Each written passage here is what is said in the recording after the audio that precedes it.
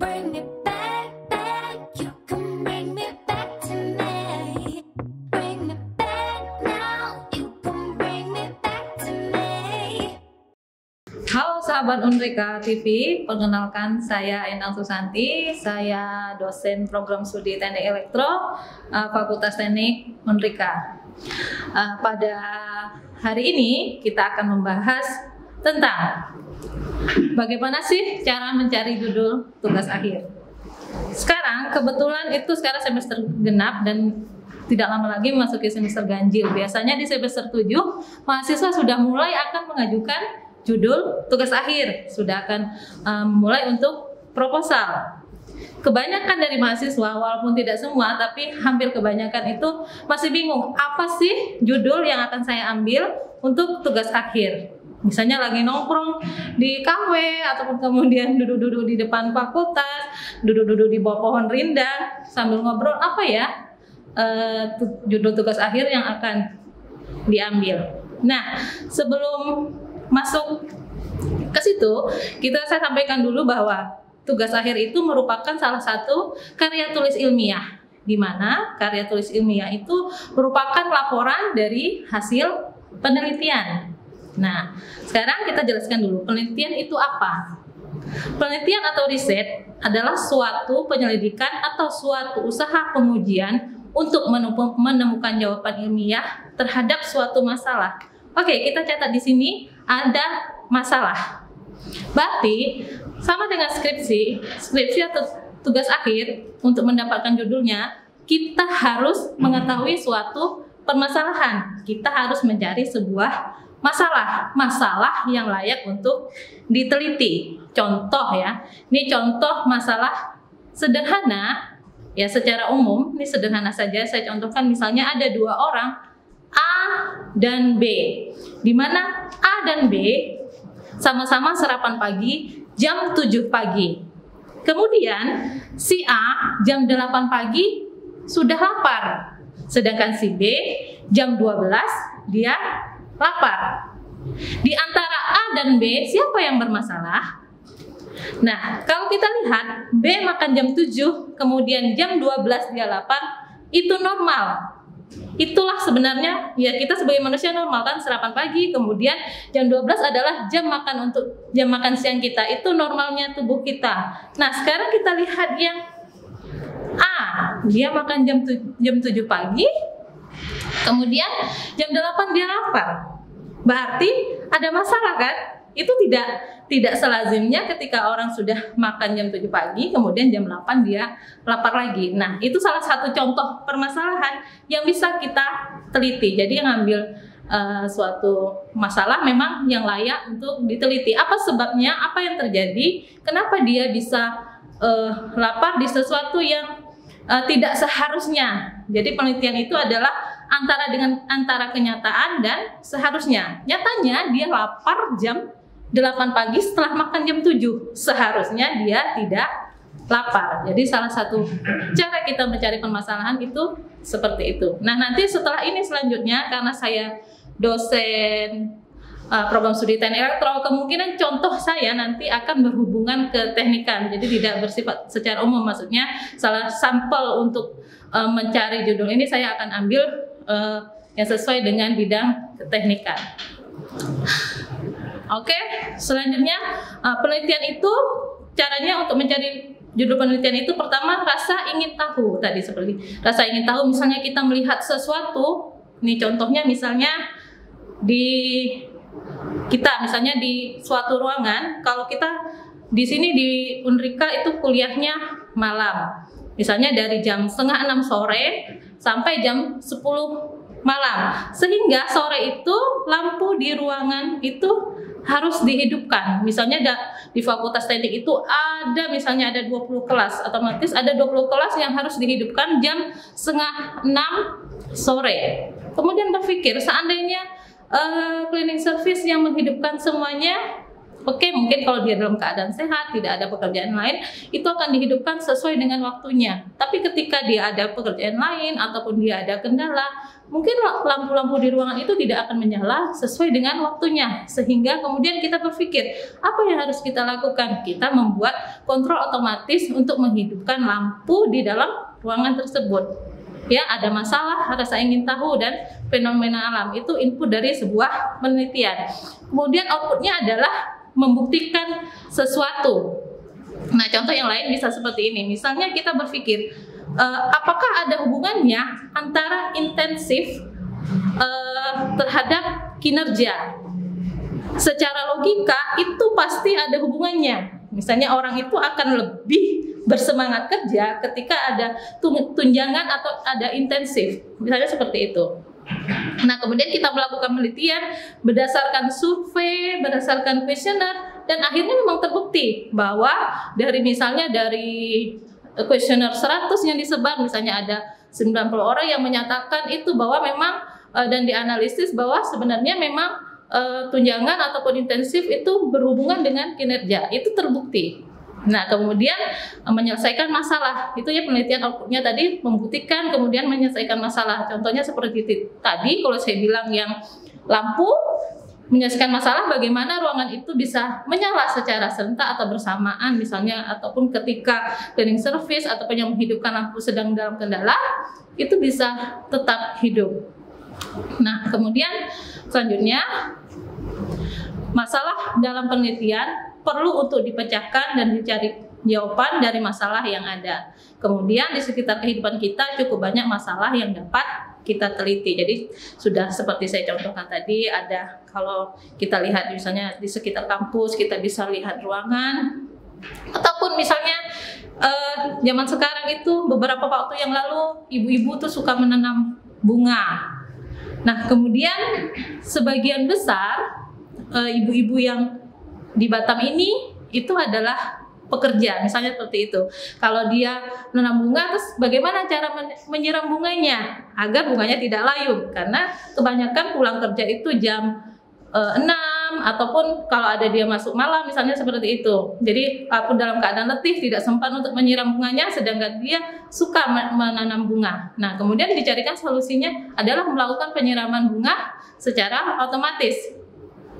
Jadi seperti itu. Jadi mahasiswa kalau sambil duduk-duduk di bawah pohon atau sambil jalan-jalan atau gimana, bisa lihat apa sih ada masalah di sekitar kita yang bisa kita ambil untuk judul skripsi. Jadi sudah salah satu cara untuk mencari judul skripsi adalah pertama mengetahui masalah.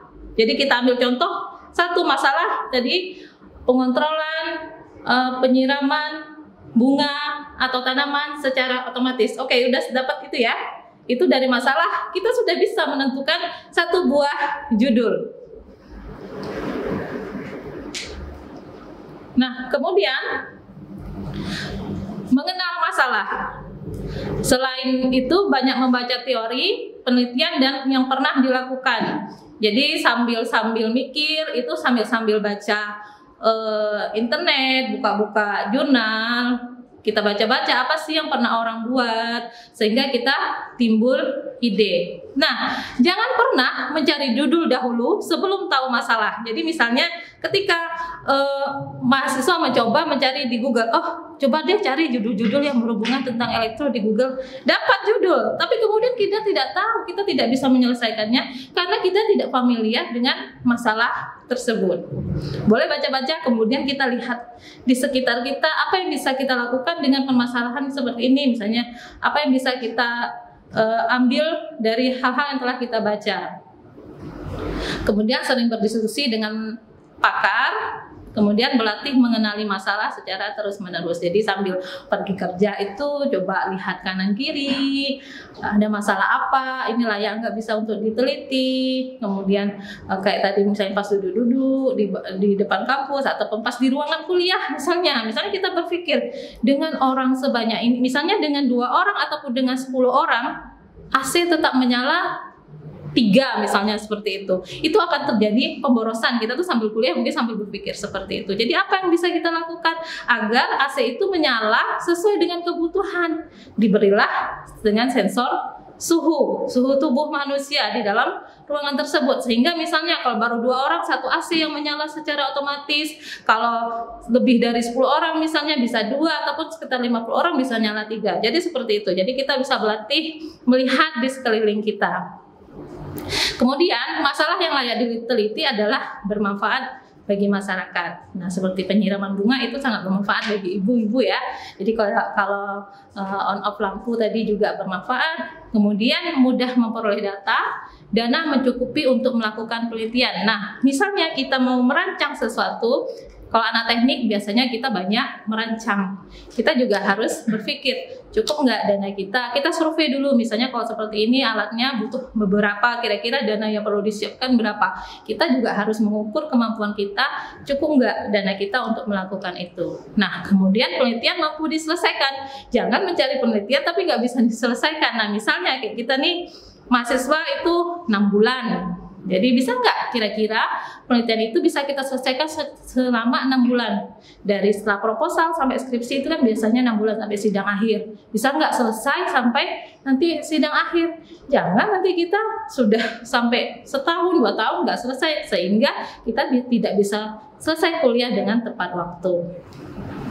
Nah, kemudian tadi setelah dapat masalah, jadi setelah dapat potongan judul misalnya pengontrolan tanaman secara otomatis, kemudian yang harus kita lakukan adalah mencari gap atau kesenjangan. Riset gap artinya adalah kita harus mengetahui orang-orang terdahulu yang sudah meneliti dengan topik yang sama. Tujuannya apa? Agar penelitian kita tidak berulang-ulang, ataupun kita tidak dibilang meneliti hal yang sama dengan orang lain, tidak kekinian. Maka itu kita harus mencari riset gap. Caranya dengan literatur review. Yang dimaksud dengan literatur review itu adalah mencari jurnal-jurnal atau paper skripsi orang-orang yang telah melakukan topik yang sama. Jadi misalnya kita cari tentang itu tadi, penyiraman tanaman secara otomatis. Kita lihat, misalnya kita cari yang lebih baik itu yang dicari adalah jurnal karena jumlah halamannya lebih sedikit. Dan kemudian biasanya jurnal itu bersifat kemudian update secara kekinian, karena dia akan terbit itu selama 6 bulan. Setiap setahun ada 2 kali terbit, dan terbitnya itu biasanya sudah penelitian-penelitian terbaru, sehingga nanti penelitian kita juga penelitian terbaru. Nah, misalnya literatur review, kita mencari si A itu ternyata sudah membuat pengontrolan tanaman secara otomatis berbasis Telegram. Nah, dan apa yang dimaksud dengan berbasis Telegram ini bagaimana? Kita baca misalnya, oh ternyata dia bisa mengontrol, bisa menyiram tanaman secara otomatis, tapi Telegram itu kan biasanya di handphone kita ya. Handphone kita hanya bisa menerima reportnya saja, hanya bilang, oh tanaman sudah disiram. Oke, memang sudah selesai, tidak masalah. Kita mendapat report tanaman sudah disiram. Begitu juga si B ternyata menggunakan WhatsApp, si C menggunakan SMS. Kemudian kita berpikir lagi, apa sih yang bisa kita lakukan?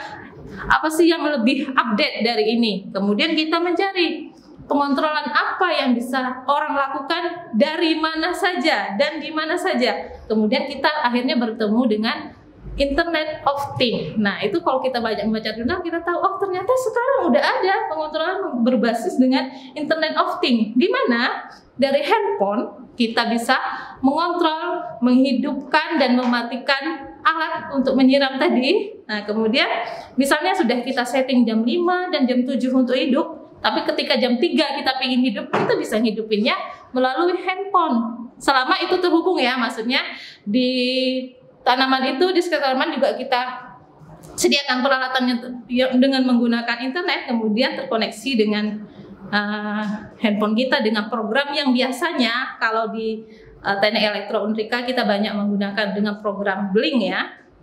Jadi di program Blink itu sudah ada pengontrolan, bisa kita lihat di sana bagaimana grafiknya. Kemudian di sana kita bisa on off kan, bisa misalnya kita mau hidup, kita udah setting hidup jam 5 sore, jam 5 pagi sampai atau jam 5 sore, tapi kita pengen hidupkan jam 3. Bisa kita melakukan menggunakan handphone.